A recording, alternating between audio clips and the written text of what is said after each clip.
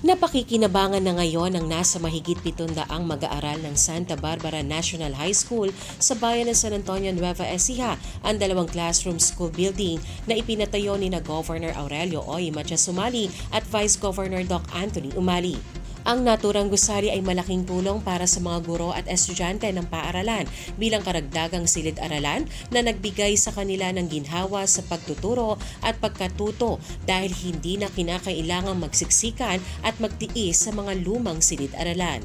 Paglalahad ni Ma'am Rodalyn Pamintuan, punong guro ng nasabing paaralan, ang ibang classroom ng kanilang eskwelahan ay may kalumaan na at hindi na kaaya-ayang gamitin ng mga mag-aaral. Kaya nagpapasalamat siya sa bago nilang gusali na nagagamit na nila hanggang sa kasalukuyan.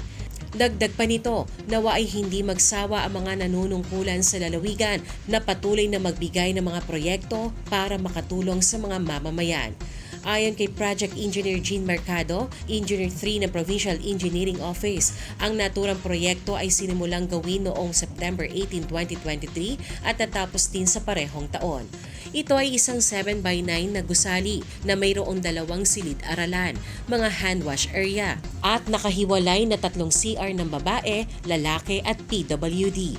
Dagdag pa ni Engineer Mercado sa pamumuno ni na Governor Oy at Vice Governor Anthony, katuwang sina Kapitan Adoracion Juliano at Mayor Arvin Salonga ay nabuo ang isang gusaling mapapakinabangan ng mga mag-aaral, kaya nagpapasalamat ito sa pagtutulungan upang maisakatuparan ang naturang proyekto.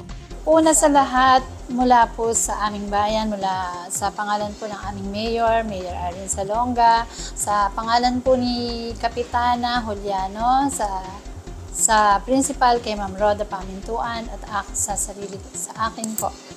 Nagpapasalamat po kami, malaki pong pasasalamat ang pinapaabot ko sa hindi lang po kay Governor, pati po kay Vice Governor Doc Anthony.